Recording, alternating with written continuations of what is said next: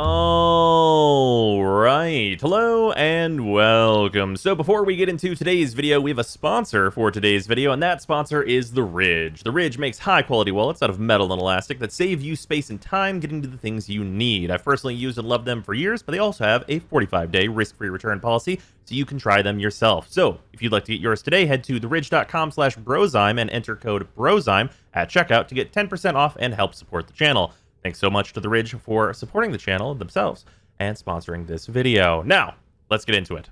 Okay, with our sponsor taken care of, we can finally start talking about Pandero and the Tenora Prime. So, these weapons are incredibly boring and absolutely just the most normal fucking weapons you've ever seen in your whole life. This is a machine gun. This is a secondary crit weapon. The builds are not going to surprise you.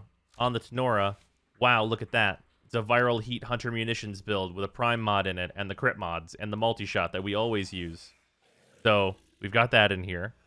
Shocker, I know. This weapon overall, it does a machine gun thing. It's not AoE. You're gonna shoot it at enemies and they'll die, but it's just a lot slower than doing a lot of other things that are available in the game at current. So that's what the Tenora does. We'll show that off. And then we have the Pandero Prime. Remember when the Pandero came out and its alt fire where you do the fan the hammer was really cool? Well, now that ability is not exactly super effective. And also, this uses an extremely normal build. Obviously, this says it's unranked, but because I'm MR30, I have all of my capacity that I would need, and this is a full build. Shocker, it's also viral heat with all the crit and multi-shot mods that you would normally run in every single crit pistol in the whole game. Its stats are crit. It does damage, and its fan the hammer it just shoots all the bullets. Wow, who knew?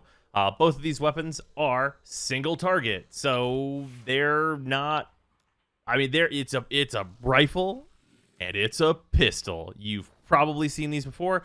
There are no real special effects on these. The Tenora has its alt fire, but that's way worse than just shooting dudes with the primary fire, just because of status and hunter munitions and everything else. So unless you're looking to use its alt fire to like very slowly try and get a hunter munitions proc, probably just avoid it altogether.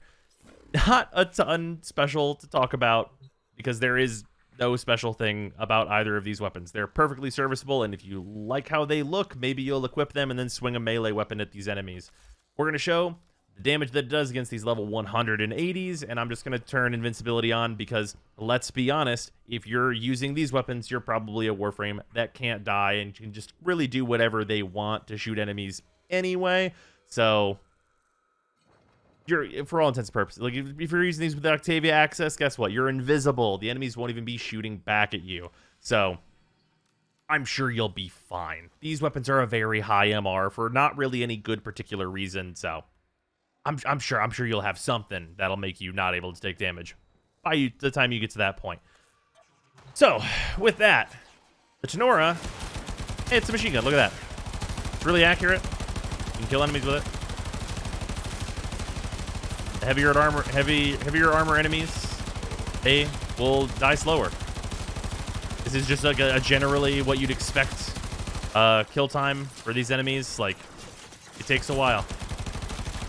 It's very slow as compared to using a lot of the AoE options that we have available to us. Even weapons that are nerfed, like the Kuva Brahma, will be much faster than this and are available much earlier.